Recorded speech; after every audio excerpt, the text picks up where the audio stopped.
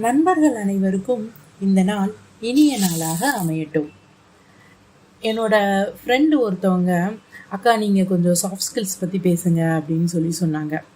ஆக்சுவலாக soft skills அப்படின்றது ஒரு ரொம்ப பெரிய டாப்பிங்க. ஜஸ்ட் ஒரே நாளில் அப்படிலாம் அதை கவர் பண்ணிட முடியாது. ஸோ நான் என்ன பண்ணுறேன், கொஞ்சம் முக்கியமான விஷயங்களை மட்டும் இந்த இதில் டிஸ்கஸ் பண்ணுறேன். ஓகேவா? ஸோ ஃபஸ்ட்டு சாஃப்ட் ஸ்கில்ஸ் அப்படின்னா என்ன? ஆக்சுவலாக ஒருத்தவங்களுடைய திறமையை வெளிப்படுத்தக்கூடிய குணாதிசயம் இருக்கும் இல்லையா, ஒரு கேரக்டரிஸ்டிக்ஸ், அதைத்தான் சாஃப்ட் ஸ்கில்ஸ் அப்படின்னு சொல்லுவாங்க. ஸோ இதை எப்படி வெளியில் கொண்டு வரலாம் அப்படின்னா, நம்ம ரெகுலராக பண்ணுற வேலைகள் தான் அதில் கொஞ்சம் கொஞ்சம் இந்த பட்டி டிங்கரிங்லாம் பார்ப்பாங்க இல்லையா, அந்த மாதிரி லேசாக மெருகேற்றுனா போதும், ஆட்டோமேட்டிக்காக இந்த சாஃப்ட் ஸ்கில்ஸ் நம்மளுக்கு வந்துடும். அது நம்மக்கிட்ட ஆல்ரெடி பில்டின் இருக்கிறது தான். ஸோ இதை பண்ணுறதுனால என்ன லாபம் அப்படின்னு கேட்டிங்கன்னா, நம்மளுக்கு ஒரு விசிபிலிட்டி கிரியேட் ஆகும். ஸோ விசிபிலிட்டி அதனால் அகெயின் என்ன லாபம், நம்மளோட லைஃப்லையோ இல்லை நம்மளுடைய ஜாப்லையோ நம்ம சக்ஸஸ்ஃபுல் பர்சனாக மாறுறதுக்கு அந்த விசிபிலிட்டி ரொம்பவே ஹெல்ப்ஃபுல்லாக இருக்கும். பேசிக்லி ஏதோ ஒரு ப்ராப்ளம் அப்படின்னா கூட அந்த ப்ராப்ளத்தை சார்ட் அவுட் பண்ணுறதுக்கு இந்த விசிபிலிட்டி நம்மளுக்கு சப்போர்ட் பண்ணும். ஸோ ஒரு பேர், நம்மளோட பேர், அந்த பேர் சொன்ன உடனே நம்ம யாருன்னு ஒருத்தவங்களுக்கு நினைவுக்கு வருவோம். அது வெறும் நேம்னால மட்டும் கிடையாதுங்க, அவங்க செஞ்ச ஏதோ ஒரு செயல்கள்னால அந்த நேம் ஞாபகத்தில் இருக்கும்.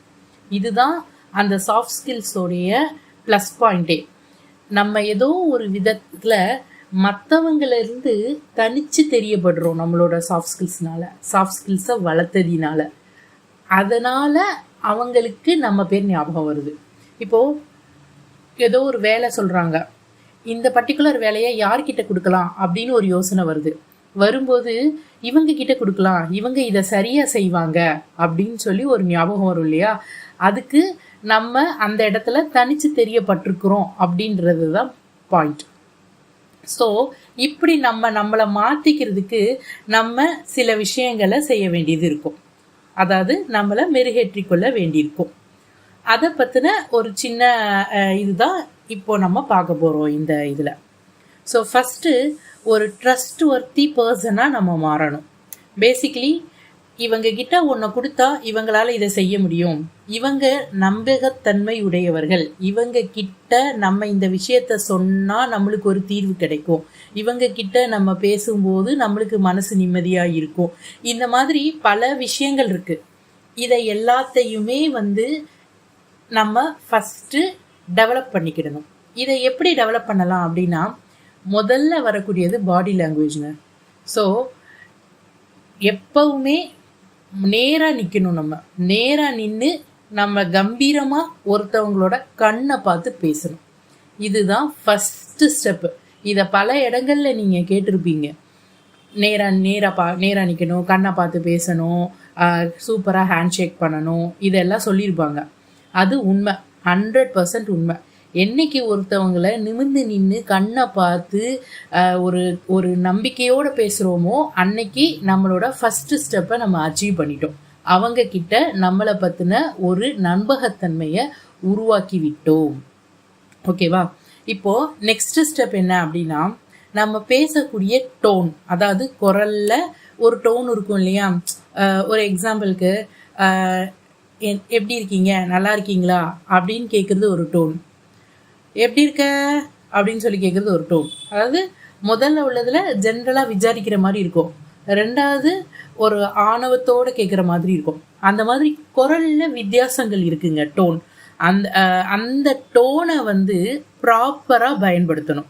ஒருத்தவங்க கிட்ட பேசும்போது தெளிவாக உறுதியாக பேசணும், இது முக்கியமான விஷயம்.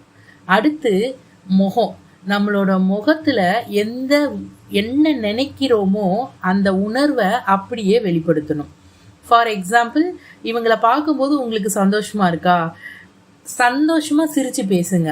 அமைதியாக இருந்து அவங்கள பார்த்து ரசிக்கிறேன் அதெல்லாம் தேவையே கிடையாது. நல்லபடியாக இப்போது நான் இதையெல்லாம் பண்ணுறதுக்கு என்ன செய்யணும் அப்படின்னு ஒரு கொஸ்டின் வரும். அந்த கொஸ்டின் தாங்க எல்லாருக்கும் இருக்கிற கொஸ்டின். இப்படி செய்யணும் அப்படி செய்யணும்னு எல்லாரும் சொல்லுவாங்க, அதை எப்படி செய்யணும்னு யாரும் சொல்கிறது கிடையாதுங்க. ஆக்சுவலாக அதை எப்படி செய்யலாம் அப்படின்னு கேட்டிங்கன்னா, நம்ம பேசுகிறத நம்ம நடந்துக்கணும்னு நினைக்கிறத நம்ம ஒரு ரெக்கார்டிங்காக போட்டு வச்சு அதை கேட்கலாம். எப்படின்னா, இப்போ நீங்கள் யார்கிட்டையோ ஒரு விஷயம் பேச போகிறீங்க அப்படின்னு சொன்னால் அதை ரெக்கார்ட் பண்ணிக்கோங்க. ரெக்கார்ட் பண்ணதை இப்படி நம்ம பேசுனது கரெக்டா அப்படின்னு திரும்பி ஒரு தடவை கேட்டு பாருங்க. முதல்ல ஸ்டார்டிங்கில் இது தேவைப்படும் இந்த ரெக்கார்டிங் டெக்னிக்கு. ஆனால் ஒரு கொஞ்ச நாள் கழிச்சு இதையே நீங்கள் பழக்கமாக வச்சுட்டிங்கன்னா ஆட்டோமேட்டிக்காக அலைன் ஆயிரும் எல்லாமே. அதுக்கப்புறம் உங்களுக்கு ரெக்கார்டிங் தேவைப்படாது. ஸோ முக்கால்வாசி ஜனங்கள் எதையுமே இந்த மாதிரி ப்ராப்பராக செய்ய மாட்டாங்க.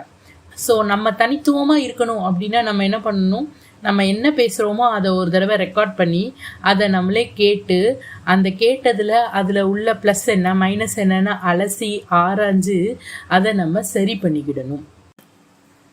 ரெண்டாவது, முகம். உங்களுடைய முகத்தில் எப்போவுமே ஒரு புன்னகையோட ஒரு ஹாப்பினஸ்னோட இருக்கணும். நீங்கள் உங்கள் மனசுக்குள்ளே எப்படி நீங்கள் நம்பிக்கையோடு இருக்கீங்களோ அது உங்கள் முகத்தில் தெரியணும், உங்கள் வார்த்தைகளில் பிரதிபலிக்கணும். இதுதான் ரெண்டாவது பாயிண்ட். நெக்ஸ்ட்டு, வார்த்தைகள் அப்படின்னு சொல்லி நம்ம பேசும்போது அந்த வார்த்தை உண்மையானதாகவும் இருக்கணும், தெளிவாகவும் இருக்கணும். நம்மளோட கருத்துக்கள் நம்பக்கூடிய வகையில் இருக்கணும். சும்மா இவங்க ஓட்டுறாங்கப்பா அப்படின்ற மாதிரி இருக்கக்கூடாது. சரிதானே? அடுத்து, மற்றவங்களை அதாவது மற்ற மக்களை முக்கியமானவர்களாக உணர வைக்க வேண்டும். அதாவது இப்போ எனக்கு நீ ரொம்ப இம்பார்ட்டண்ட்ப்பா அப்படின்னு சொல்லி நம்ம அவங்களுக்கு அந்த ஒரு சென்ஸை நம்ம உருவாக்கணும். இவங்களுக்கு நம்ம முக்கியமானவங்க அப்படின்னு தோணணும். இதுக்கு அதே தான், எப்பவும் போல கண்ணை நேருக்கு நேர் பார்த்து தான் பேசணும். அண்ட் இன்னொரு ஒரு விஷயம் என்னென்னா, அவங்கள பற்றின காம்ப்ளிமெண்ட்டஸ் கொடுக்கணும். அதாவது அது அதுக்காக நீ சரியில்லை அப்படின்னு நெகட்டிவாக கொடுக்கக்கூடாது. ஒரு சின்னதாக அவங்கள பாராட்டலாம். இன்றைக்கி நீங்கள் ட்ரெஸ்ஸு அழகாக இருக்கா, சூப்பராக இருக்குங்க உங்கள் ட்ரெஸ்ஸு, இந்த கலரில் நீங்கள் லாஸ்ட் டைம் போட்டிருந்தப்போ உள்ள ட்ரெஸ்ஸை விட இந்த ட்ரெஸ் நல்லா இருக்குது, உங்களுக்கு இந்த கலர் சூட் ஆகுது. அந்த மாதிரி அவங்கள சிறந்தவர்களாக உணர வைக்க வேண்டும். ஓகேவா? இது ஒரு பாயிண்ட். இப்போ நெக்ஸ்ட்டு, ஒருத்தவங்க கிட்ட நம்ம பேசிகிட்டு இருக்கும்போது அவங்க கிட்ட கேள்வி கேட்கணும். அதாவது நம்ம அவங்க கிட்ட பேசிகிட்டு இருக்கிறத கவனிக்கிறோம் அப்படின்றத புரிஞ்சுக்கிறதுக்கு அவங்க கிட்ட கருத்துக்களை புரிந்து கொள்வதற்கு கேள்விகள் கேட்க வேண்டும். ஓகேவா? அந்த கேள்விகள் சிறந்த கேள்வியாக இருக்க வேண்டும். இது ஒரு பாயிண்ட். நெக்ஸ்ட்டு, ஒரு இன்ட்ரெஸ்ட். அவங்க பேசுகிற ஒரு விஷயத்த ஒருத்தவங்க உங்ககிட்ட பேசும்போது அவங்க கிட்ட ஒரு இன்ட்ரெஸ்டோடு கேட்கணும். நீங்கள் அவங்களோட கதைகளை கேட்கும்போது உங்களோட விருப்பங்களை அவங்க கிட்ட தெரியப்படுத்தணும். அது அவங்களுக்கு உங்ககிட்ட நல்லா ஓப்பன் மைண்டடாக பேச வைக்கிறதுக்கு ஒரு வாய்ப்பாக அமையும். இப்போ இந்த கேரக்டர்ஸ் எல்லாமே சூப்பர். இதுக்கப்புறம் உள்ள விஷயங்கள் தான் ரொம்ப முக்கியம். என்னன்னா, ஒருத்தவங்களை நம்ம நினைவில் வச்சுக்கணும். ஃபஸ்ட்டு ஒரு கான்வர்சேஷன் முடிஞ்சதுக்கு பிறகு அவங்கள நினைவில் வச்சுக்கிட்டு அடுத்த தடவை அவங்கள பார்க்கும்போது அவங்களோட பெயரை ஞாபகம் வச்சு அப்படி நம்ம பேசணும் அப்படின்னா அவங்களுக்கு இம்பார்ட்டன்ஸ் கொடுத்ததாக ஃபீல் பண்ணுவாங்க.